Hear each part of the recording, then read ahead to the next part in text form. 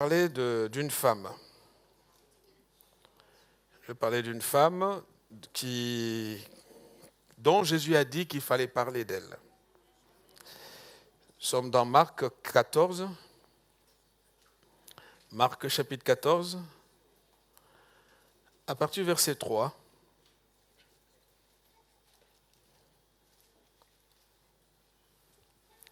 Marc 14, à partir du verset 3 à 9, je fais la lecture. Comme Jésus était à Béthanie, dans la maison de Simon le lépreux, une femme entra pendant qu'il se trouvait à table. Elle tenait un vase d'albâtre qui renfermait un parfum de nard pur de grand prix. Et ayant rompu le vase, elle répandit le parfum sur la tête de Jésus. Quelques-uns exprimèrent entre eux leur indignation.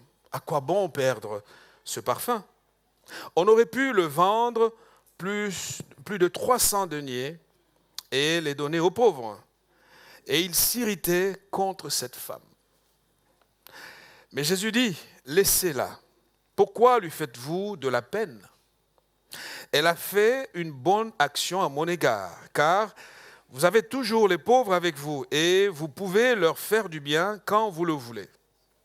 Mais vous ne m'avez pas toujours. Elle a fait ce qu'elle a pu. Elle a d'avance embaumé mon corps pour la sépulture. Je vous le dis en vérité, en vérité, partout où la bonne nouvelle sera prêchée, dans le monde entier, on racontera aussi en mémoire de cette femme ce qu'elle a fait. Nous allons prier. Notre Dieu, nous venons à toi ce matin au travers de cette parole, parce que tu as promis que, à travers le monde entier, partout où l'évangile sera prêché, on parlera de cette femme. Cette femme qui a eu l'audace, cette femme qui a été sensible à ta voix. Elle qui, avec anticipation, a touché au mystère que tous ces conservateurs et ces religieux ne pouvaient voir. Elle qui s'est offerte à toi, Seigneur. Elle a donné ce qu'elle avait de plus précieux parce qu'elle t'avait donné la priorité dans sa vie. Seigneur, merci pour que, au travers de ce que cette femme a posé comme acte, comme action, notre Dieu, nous voulons être inspirés, être conduits par toi. Alors que nous sommes à l'écoute de ta parole, Seigneur, ouvre nos oreilles. Seigneur, ouvre nos yeux. Seigneur, change notre attitude. Parle à notre cœur. Et aide-nous, ô Dieu de gloire, à vraiment te ressembler, à être pas seulement dans un conformisme religieux, mais à être dans la sensibilité qui touche le cœur de Dieu. Aide-nous, Seigneur, parce que parfois, lorsqu'on est longtemps dans les choses de Dieu, dans l'Église, on finit par perdre, Seigneur, petit à petit, la signification des choses. Et garde-nous de cet orgueil qui peut nous gagner si facilement et permets-nous de ne pas, Seigneur, tomber dans ce piège de la nonchalance. Qu'à toi revienne la gloire et la louange. Et merci de m'aider à être simplement un transmetteur de ce que tu veux faire aujourd'hui. Dans le nom de Jésus, nous prions. Amen. Je parle de la sensibilité d'une adoratrice, de cette femme, Marie. Marie qui a posé cet acte que Jésus dit ici, que partout où la bonne nouvelle sera prêchée, on parlera de cette femme. On parlera de cette femme. Jésus a promis que le monde doit entendre parler d'elle. Et vous savez, les femmes dans toutes les communautés chrétiennes et partout, et d'ailleurs dans ce monde, les femmes font beaucoup pour la cause de Dieu. Parce qu'elles ont un cœur sensible. Parce qu'elles sont en relation, je dirais, plus ou moins directe avec Dieu. Et on peut le voir même dans l'accomplissement du projet du salut. Il a fallu que Dieu emprunte le corps d'une femme pour envoyer le Sauveur. Alors que le monde dans lequel nous sommes a un certain regard à l'égard des femmes, avec des clichés, des préjugés qu'on peut avoir souvent sur la femme. Alors que s'il n'y avait pas de femme, le monde serait un peu plus compliqué. Et donc cette femme, Marie, va se présenter ce jour-là dans la maison. Jésus était assis à table. Tout son cheminement, tous les actes qu'elle va poser vont à l'encontre du bon sens selon les hommes.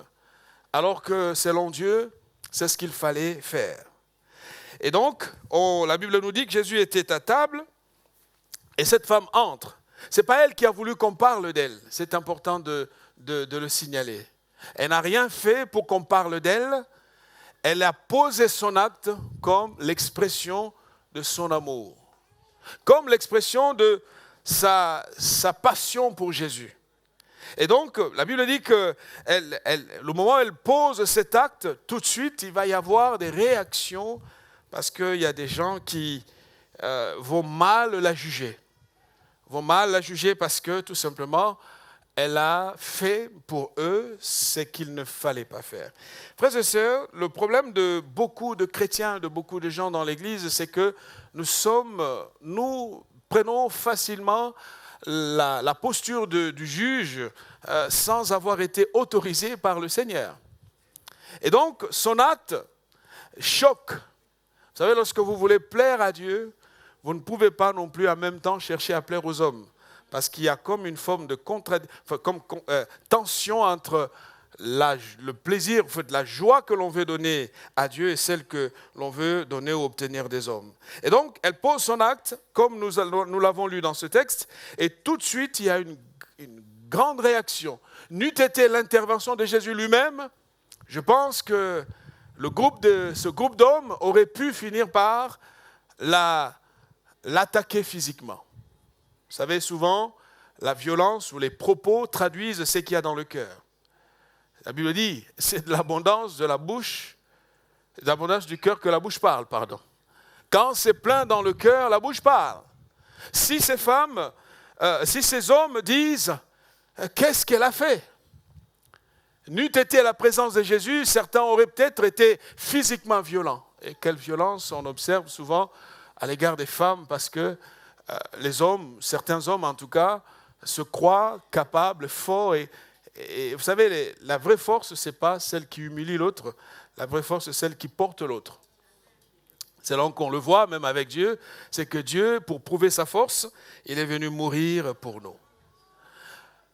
Et c'est important de le dire, c'est important de le rappeler, parce que même dans l'église ici, on peut venir, on lève les mains, on adore Dieu, mais on est violent à la maison.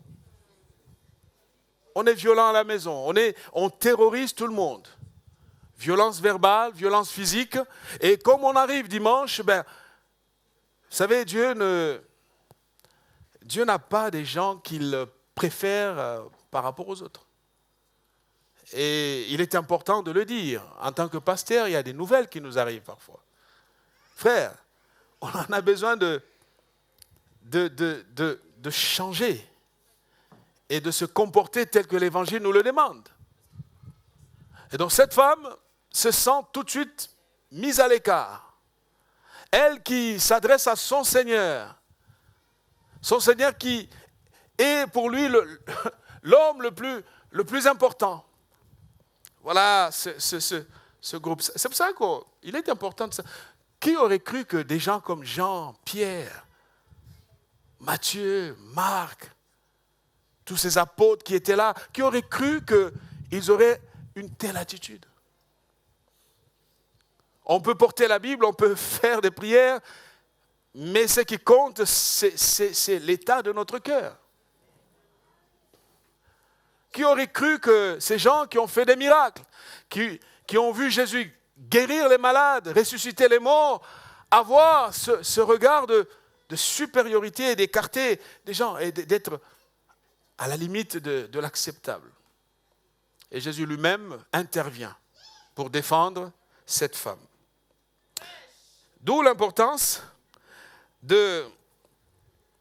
d'interroger son cœur et de ne pas justement laisser la place à ces formalismes religieux qui souvent nous empêchent d'être à l'image de Dieu. Jésus reprend les choses tendrement, calmement, mais fermement. avec fermeté, montre que vous allez la laisser tranquille. Parce que ce qu'elle a fait est un bon acte. Alors je sais qu'à la maison aujourd'hui, dans certaines maisons, on va dire, mais le pasteur là, qu'est-ce qu'il a voulu dire? Il n'a qu'à nous laisser tranquille. Je ne te laisserai pas tranquille parce que je suis dans mon rôle de te dire que la violence verbale et physique, chrétien, évitons-la. Amen. Ça va? C'est pas grave, de toute façon, je serai toujours ton frère, mais toi, tu auras des comptes à rendre à Dieu. 3 choses que cette femme pose ici. 3 actes qu'elle pose. Le premier acte, c'est la spontanéité de cette femme. Si nous voulons être sensibles à la voix de l'Esprit, gardons un côté spontané. La Bible dit, une femme entra. Donc, elle casse les codes. Il n'y a pas de gloire, il n'y a pas d'action de Dieu si tu restes dans le carcan de ce que certains vont accepter vont trouver comme acceptable. Elle entre, verset 3, une femme entra pendant qu'il se trouvait à table. Elle entre parce qu'elle n'a pas affaire à ces gens, à ces spécialistes de la religion, mais elle entre simplement. Ma sœur, mon frère, en tant qu'adorateur, en tant qu'instrument de Dieu, le Seigneur attend de nous cet aspect si central qui est la spontanéité. Vous savez, la spontanéité est d'abord un acte du cœur. En fait, dans son cœur, ça brûlait. Dans son cœur, elle se disait, il faut que je le fasse. Il faut que je le fasse, il faut que j'entre. Et comme elle a résolu en son cœur d'entrer, elle n'avait plus besoin d'être autorisée par qui que ce soit. Vous savez, les églises font tellement du mal aux gens parce qu'il y a le carcan ci, le carcan ça, il y a comme ça, il faut... Et cette femme n'en pouvait plus. Elle avait un acte à poser et elle entre tout simplement parce que elle avait affaire à Jésus-Christ. Lorsque tu as à cœur une pensée de la part de Dieu, pour Dieu bien évidemment, ne viens pas perturber l'autre bien sûr, sinon on peut te calmer un tout petit peu. Lorsque tu as une pensée, tu as quelque chose que Dieu met sur ton cœur, avance et fais-le parce que tu le fais pour le roi de gloire. Elle était spontanée. Elle n'a pas cherché à plaire, elle n'a pas cherché à être validée. Dans son cœur, il y avait ce côté qui lui disait, il faut que tu le fasses. Et vous savez, imaginez, vous êtes à table. Vous êtes à table. Essayons d'imaginer la scène. On est à table. Jésus est à table. Avec au moins 12 personnes de son entourage. Ça se voit qu'il mangeait chez un homme riche. Hein? Vous êtes d'accord avec moi? Hein? Si tu reçois 12 personnes chez toi, quelle place tu leur donneras? 12 personnes à table, plus Jésus, 13. Et ne comptons pas les autres qui étaient tout autour, qui accompagnaient souvent le Seigneur. Et on est à table. L'ambiance est solennelle. Vous savez, quand on mange, on est sérieux. Il y a du vin sur la table, il y a du steak, il y a, je ne sais pas, peut-être la salade. Je ne sais pas. Vous voyez, à table. Et pendant que l'ambiance était solennelle, on voit débarquer dans la pièce une femme. Vous savez, on peut poser beaucoup de questions. Qu'est-ce qu'elle vient faire là? Une femme. Au milieu des hommes.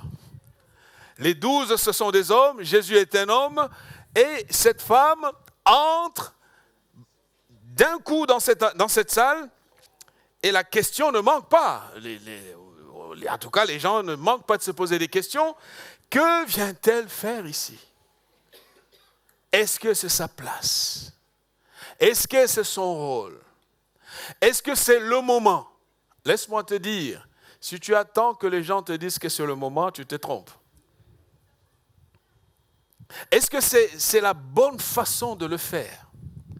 En plus, ce qu'elle va poser, qu'est-ce qu'elle va faire ce jour-là, va choquer parce qu'elle sort un parfum de grand prix qui coûtait très cher. Vous allez voir le coût global de ce parfum un peu plus bas dans mon message, qui coûtait extrêmement cher. Elle entre, au lieu de venir poser juste son vase de parfum sur la table, non, elle le casse pendant qu'on est à table. Je te laisse imaginer la scène. Vous savez certainement quoi. Vous savez, le monde ne change pas beaucoup. Hein. Il y en a qui se disaient, Jésus là, quand il allait à la montagne, peut-être qu'il allait quelque part. On pouvait se poser sur là la question. Comment est-ce qu'une femme, lui là, il faut qu'il nous dise la vérité. Une femme. C'est vrai qu'on est tout le temps avec lui, mais il y a des moments où il monte seul à la montagne. J'essaie de vous montrer pour que vous compreniez pourquoi ça choque. Une femme répand le parfum, pas sur son corps, mais sur ses pieds. Non seulement ça s'arrête là, mais elle va essuyer les pieds de Jésus avec ses cheveux. Au fait, le dossier est en train d'être de plus en plus chargé. Et la réaction est naturelle, normale. Pourquoi? Frères et sœurs, si nous cherchons à plaire aux hommes, aux humains, nous ne pourrons jamais plaire, nous ne réussirons jamais à toucher le cœur de Dieu. Cette femme, consciente de tous les verrous qui existaient dans sa société, elle a posé son acte parce qu'elle savait à qui elle s'adressait. Vous savez, la spontanéité s'oppose au conformisme. Ce qui bloque la foi, ce qui empêche le progrès, ce qui nous empêche de vivre la gloire de Dieu, le miracle de Dieu dans notre vie, c'est que nous sommes plus attachés à la réaction des autres qu'à la réponse de Dieu. Nous sommes en quête de ce que les autres vont nous donner comme validation au lieu d'avoir les yeux fixés sur Dieu. Un homme dans la Bible est passé complètement à côté parce qu'il a voulu avoir le regard des hommes. Et comme il attendait que le prophète, il s'agit du roi Saül, comme il attendait que le prophète arrive au moment opportun, au moment fixé, convenu par les deux parties, le prophète était un peu en retard. Et Saül de se dire, mais j'ai observé le temps fixé. J'ai attendu que tu arrives, mais tu n'arrivais pas. Et comme je voyais que le peuple s'en allait, je me suis dit que j'allais faire le sacrifice pour qu'on aille à la guerre. Le prophète lui dit, mais tu as fait n'importe quoi. Ma soeur, mon frère, arrêtons de chercher la validation des hommes. Arrêtons de chercher à plaire aux gens. C'est fragile d'être aujourd'hui applaudi, demain sache qu'on va te détester. Les mêmes qui te disent tu es super, attends-toi demain qu'ils te disent tu es n'importe quoi, tu fais n'importe quoi. Au fait, c'est humain. Parmi les gens qui criaient crucifie-les, crucifie-les, il y en a qui ont mangé son pain.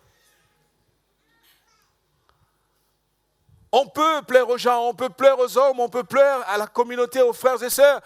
Mais ce qui compte le plus, c'est d'être validé par le roi de gloire.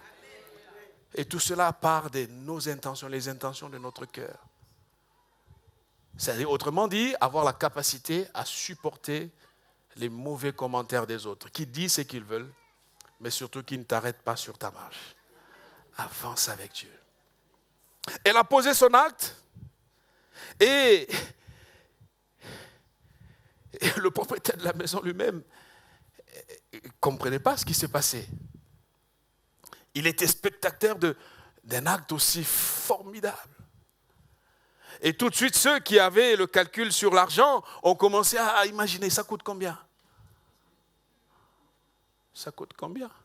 Qui t'a dit que Dieu attend ton argent pour faire des choses? Qui t'a dit que l'œuvre de Dieu attend forcément que toi tu donnes. Oui, il faut donner. Que tu donnes ou que tu ne donnes pas, Dieu agira, mais donne pour que tu sois béni. Donc je préfère préciser les choses. Et il y en a qui commencent à dire, mais la valeur, en fait, on peut facilement déplacer le débat sur un faux terrain. Ah, ça coûte cher. Il y a les pauvres. Il y a les pauvres.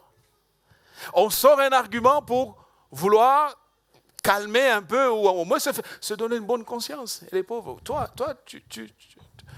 combien de pauvres tu aides? Et il disait cela, croyant que Jésus, comme il est Dieu, il va être sensible à la cause des pauvres. Jésus a dit, oui, vous les pauvres, vous les avez toujours.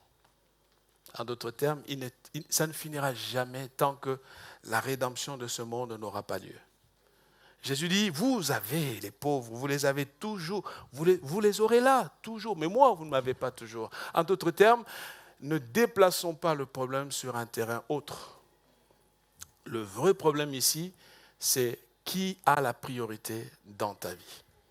Vous savez, lorsque Dieu a la priorité dans ta vie, tu es prêt à poser tous les actes possibles. On peut l'apprendre, le voir de ceux de l'autre bord qui, au nom de Dieu ou de leur Dieu, sont prêts à tout.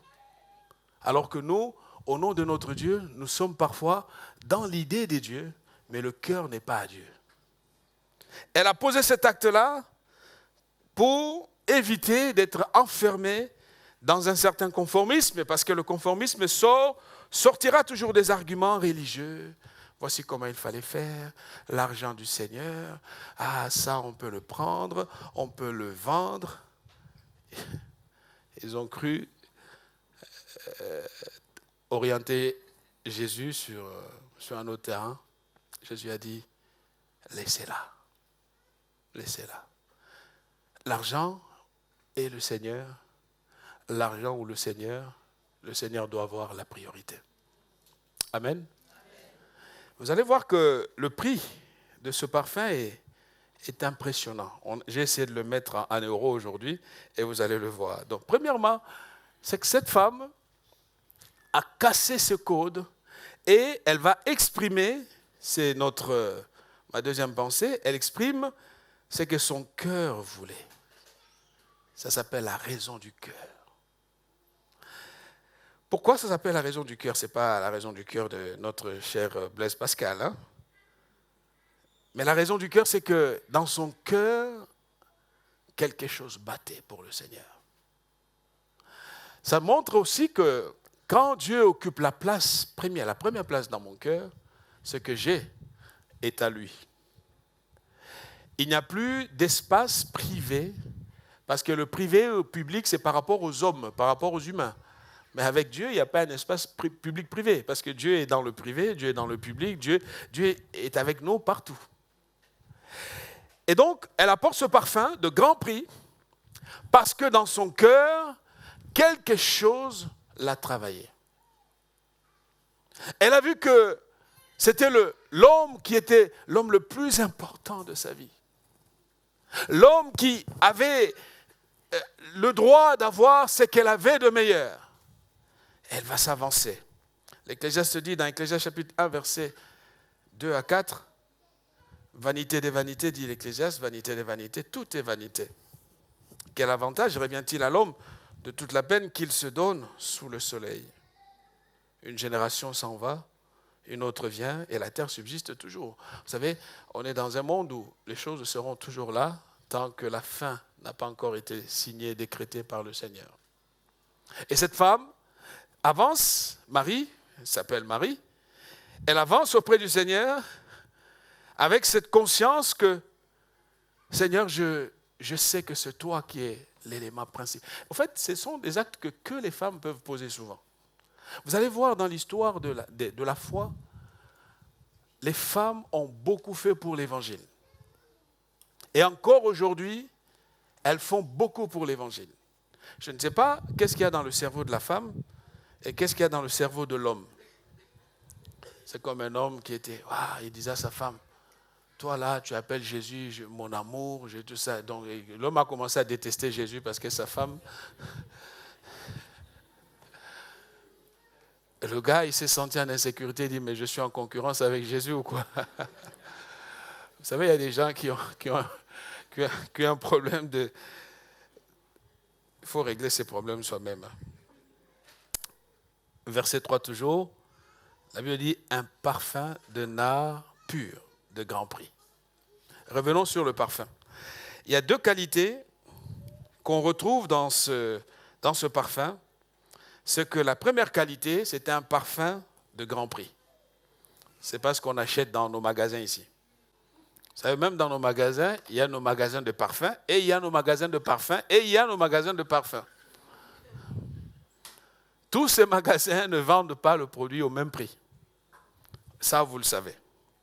Et ici, la première qualité de ce parfum, c'est que c'est un parfum de grand prix. Deuxième qualité, c'est que ce parfum était fait de nard pur. C'est vraiment la meilleure qualité de parfum. Qu'elle gardait pour elle, qu'elle gardait pour un grand rendez-vous, vous l'aurez compris. Mais ce grand rendez-vous n'a pas eu lieu dans sa vie. Cette femme va rencontrer le plus grand rendez-vous de sa vie, qui est Jésus-Christ. C'est pour cela qu'elle va donner à Christ ce qu'elle réservait pour ce monde. Et le résultat est un résultat impressionnant. Parce que la parole de Dieu nous dit, le prix, regardons le prix de ce parfum est estimé ici à 300 deniers. En d'autres termes, 1 an de salaire d'un travailleur. 1 an de salaire. Alors si on prend, le SMIC est à combien aujourd'hui? 1300. 1300, 1400. Multiplié par 12. 1 an de salaire. Donc vous prenez entre 1500, 1400 fois 12, nous sommes aux alentours de 17 18 000 euros, le parfum. Qu'elle vient poser, casser devant le Seigneur. La valeur de l'acte, c'est que le grand prix du parfum parle du prix que représente Jésus à ses yeux. Parce que si elle le fait, c'est parce que pour cette femme, Jésus est justement celui qui mérite ce qu'il y a de meilleur. Voilà pourquoi, frères et sœurs dans le Seigneur, quand Christ est au centre de notre vie, quand Jésus est la personne que nous aimons le plus, même notre poche, même tout ce que nous sommes, même notre cœur, toute notre vie, lui appartiennent. Lui appartiennent. Parce que, imagine-toi, 18 000 balles, avec la conjoncture d'aujourd'hui, c'est là que tu vas commencer à faire 18 000 euros à l'église. Et tu vas commencer, est-ce que Dieu descend pour prendre cet argent la nuit? Vous savez ces gens Bon, les pasteurs, les trésoriers, ces gens-là, je ne sais pas trop ce qu'ils font. Et si le pauvre pasteur change de costume, il va dire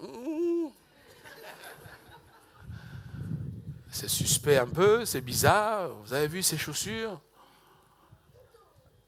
Et on commence. Rassurez-vous, là où les choses sont faites, dans un bon ordre, il n'y a pas de dérapage pareil. Parce que le pasteur n'a pas accès à l'argent de l'église. Il y a tout un système. Amen, hein? Il ne faut pas dire, on va l'enrichir. Il n'a pas accès à l'argent de l'église. Il a les moyens d'utiliser l'argent, mais il est contrôlé. Il est contrôlé par un conseil d'administration, il est contrôlé par le trésorier, la trésorière.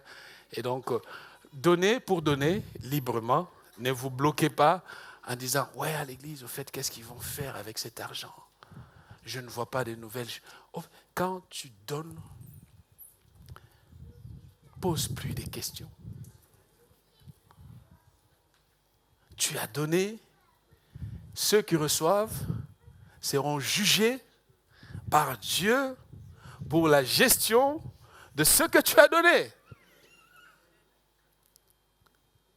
Ce que tu as donné, donne-le librement, de tout ton cœur. Cette femme ne s'est pas posé la question, oui, au fait, et puis l'équipe des apôtres, comment est-ce qu'ils vont penser? Parce que si c'était toi et moi, 18 000 euros.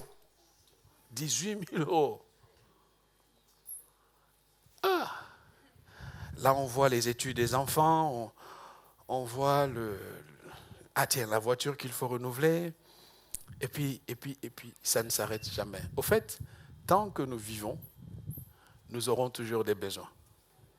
Amen. Si tu veux être en paix, attends la mort ou l'enlèvement, mais tant que tu vivras, tu auras toujours des problèmes. Problèmes matériels, problèmes de ressources, problèmes de santé. La vie est faite ainsi.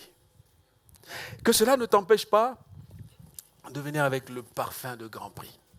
Que tu viennes déposer au pied de celui que tu estimes être l'homme de ta vie, l'amour de ta vie. Ce Dieu fidèle est toujours présent à tes côtés. Celui qui pourvoit à tes besoins, celui qui te soutient la nuit, celui qui te porte quand tu vas mal, celui qui est là à tes côtés pour lui, apprends à tout lui donner. Parce que c'est le cœur qui parle. C'est le cœur qui parle. Un prix, la Bible dit, la pureté de ce parfum était remarquable. À l'époque, le nard est une plante du Moyen-Orient qui était recherchée pour son parfum délicat. Parfum qui était l'un des plus anciens, des plus célèbres de l'époque. Cette femme, vous savez, il y a des gens qui ont cette discipline de dire « À Dieu, je ne veux pas offrir n'importe quoi. À Dieu, je vais donner ce qui me coûte. » Ce qui me pince le cœur. Un jour, David, on veut faire une offrande, on apporte des petites choses et tout. Il dit non. Pour Dieu, je donnerai le meilleur. Et le meilleur, c'est un choix. Le meilleur, c'est un acte d'amour. Le meilleur, c'est une détermination de notre part de dire « Seigneur, tu es la priorité de ma vie, je te donne le meilleur que j'ai. » Le nard qu'offre Marie était d'une qualité supérieure car il est précisé que c'était le nard pur. Sans doute ici, image pour souligner la pureté de celui à qui elle offrait ce parfum. Le Seigneur qui est pur. Pour Marie, Jésus était précieux à ses yeux. Jésus était tout pour lui. Jésus était l'homme qui a changé sa vie. Jésus était l'homme qui a changé l'histoire de sa vie. La femme qu'elle était avant de rencontrer Jésus n'est plus la même qu'elle est devenue parce que quelque chose s'est passé entre-temps. Frères et sœurs, si nous étions amenés, conduits à compter les bienfaits de Dieu, nous verrons que nous n'allons pas restreindre les choses de notre Seigneur Jésus-Christ dans notre vie. Amen. Jésus était précieux à ses yeux. Psaume 45, versets 1 et 2. Le psalmiste chante ces paroles d'amour envers Dieu. Il dit, des paroles pleines de charme bouillonnent dans mon cœur. Je dis, mon œuvre est pour le roi. Que ma langue soit comme la plume d'un habile écrivain. Tu es le plus beau des fils de l'homme. La grâce est répandue sur tes lèvres. C'est pourquoi Dieu t'a béni pour toujours. C'est l'expression d'un cœur qui a compris que Dieu est tout. Dieu est tout, frères et sœurs. Dieu est tout. Jésus et tous les hommes qui étaient ces jours-là dans la maison de Simon sont là. Et Marie arrive pour montrer que je ne peux pas vous mettre tous au même niveau. Parce que sur cette table, il y en a un qui est au-dessus de tous. Il y en a un qui mérite mon amour. Il y en a un qui est le roi de ma vie. Et certainement, elle a dû dépasser Simon, le propriétaire de la maison, parce que quand vous entrez chez quelqu'un, c'est cette personne que vous voyez en premier. Elle dépasse Simon. Simon, c'est pas toi. Certainement, il y aurait Pierre et les autres qui commençaient à parler. Elle dit certainement, ce n'est pas vous. Elle s'est directement dirigée vers Jésus et elle arrive devant Jésus. Elle casse ce vase. Elle repend le parfum devant lui. Bien-aimés dans le Seigneur, nous avons le choix. Nous avons toujours le choix. Soit de nous laisser arrêter par les gens ou d'aller jusqu'au bout de ce que Dieu nous a dit de faire. Nous avons toujours le choix. Et ce jour-là, Marie est allée directement. Peu importe le jugement de valeur, le débat éthique. J'ai vu dans l'Église certains qui se considèrent être plus meilleurs que d'autres. Alors que dans leur vie privée, ils sont plus malheureux. Bande d'hypocrites, ils sont là en montrant, voilà, on est comme ça, mais dans la vie privée, c'est des gens très malheureux, qui ont du mal à voir le bonheur de l'autre. Que ce matin, Dieu nous donne d'avoir un cœur humble.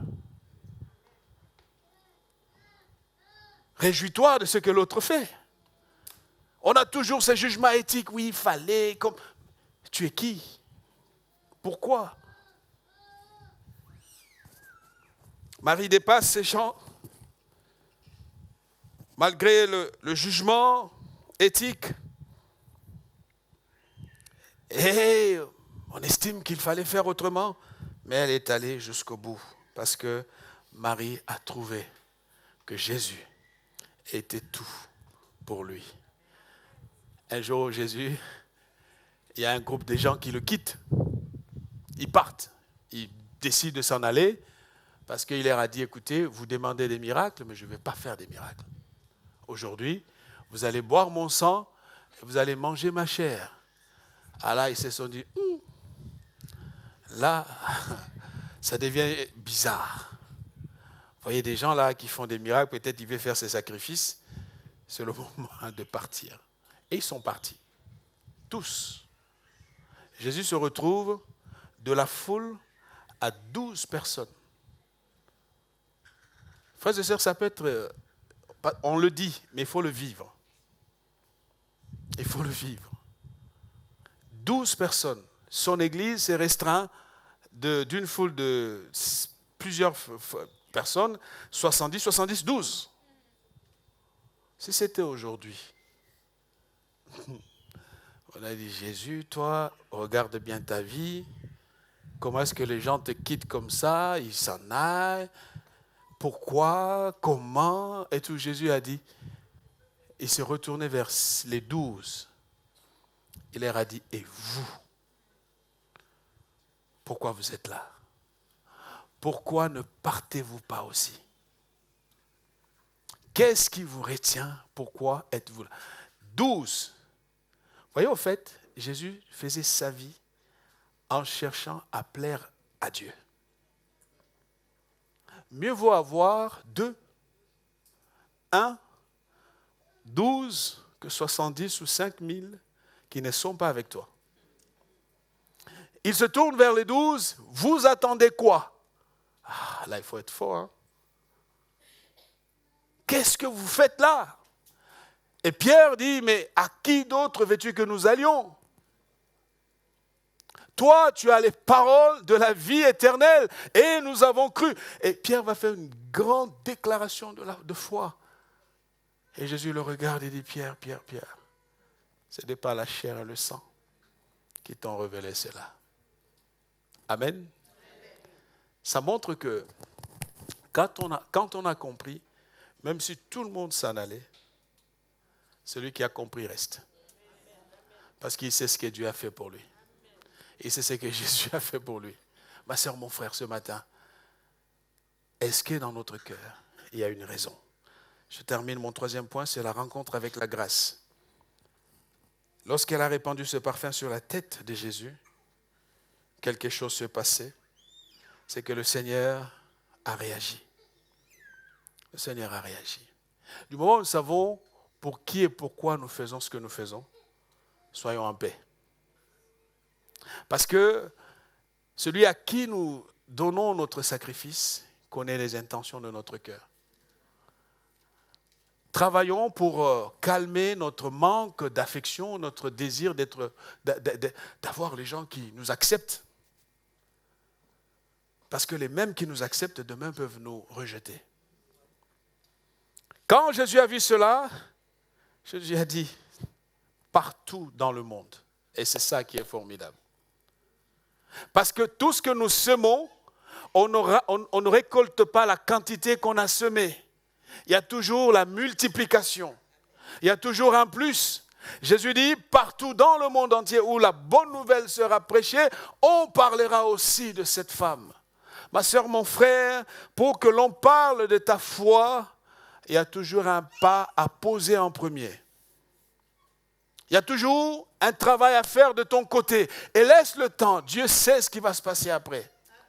Les gens peuvent parler, les gens peuvent être contre toi. Mais tout ce que tu fais, tu sais pourquoi tu le fais. Cette femme a suivi le chemin d'Abraham, de ces hommes et de ces femmes de foi qui ont compris que quand on sait ce que l'on fait, alors que rien ne vient nous arrêter. Il n'y a qu'une femme qui peut faire cela. Parce que les hommes, on est quand même particuliers. On a notre fierté. On a notre ego. Ah oui, mais tu sais, je n'aime pas ça comme ça. Et puis on peut donner toutes les raisons. Alors que dans le cœur de la femme, il y a une sensibilité qui porte l'humanité. Ce parfum de grand prix. Ça montre que l'évangile avance. Mes sœurs, j'aimerais vraiment vous encourager. C'est l'histoire de la foi chrétienne. L'évangile avance parce qu'il y a en premier les femmes. Ce sont elles qui ont fait un très grand travail. Que Dieu les bénisse. Que Dieu vous bénisse. Gardez votre sensibilité. Ne vous laissez pas embrigader par tous ces bien-pensants, tous ces gens qui veulent tout contrôler.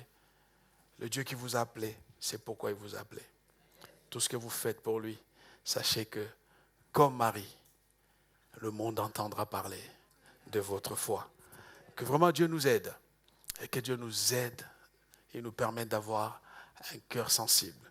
Quand elle a rencontré le Seigneur, ce que j'aime avec Dieu, c'est que Jésus n'est pas attiré par l'argent. Non, pas du tout. Jésus n'est pas attiré par l'argent. La Bible dit l'or et l'argent lui appartiennent. Mais il y a des moments où il faut que nous nous détachions de ce que nous considérons être prioritaire pour que la foi atteigne une autre dimension du sacrifice. On ne peut pas mélanger les deux. Tant que je suis attaché à ce que j'ai, il m'est difficile d'embrasser le Seigneur. Et quand elle l'a fait, quelque chose se passait en elle. Le Seigneur lui a dit, oui, Marie, tu entres dans l'héritage. Tu entres dans l'histoire. Que Dieu t'aide, que Dieu te permette d'entrer dans l'histoire de la foi. Par ta détermination, par ton combat, par tes efforts, par tes larmes, par tes sacrifices. Parce que Dieu est le Dieu qui nous accueille et sa grâce nous reçoit. Nous allons prier. Seigneur, nous venons ce matin tel que nous sommes devant toi, ô Dieu de gloire. C'est vrai, lorsque nous réfléchissons à l'histoire de Marie et à son parfum, nous sommes, chacun d'entre nous, placés devant ses responsabilités. Ces acquisitions, ces biens que nous gardons pour nous, devenus idoles que nous chérissons tellement, nous poussant parfois, Seigneur, à mépriser la grâce ou à être tellement dur avec les autres juges non nommés par toi, autoproclamés, penseurs parfaits qui estimons qu'il aurait dû qu'il fasse ceci ou cela, alors que la vie est un mystère qui nous échappe. Et tes voies, ô Dieu, sont insondables. Donne à chacun d'entre nous un cœur humble, Père éternel, pour que nous te laissions faire ce que tu fais dans la vie de notre sœur, de notre frère. Pour que nous te laissions poursuivre l'œuvre que tu as entamée, commencée, Seigneur. Merci de garder nos cœurs dans l'humilité, dans la simplicité, pour ta seule gloire. Au nom de Jésus. Amen.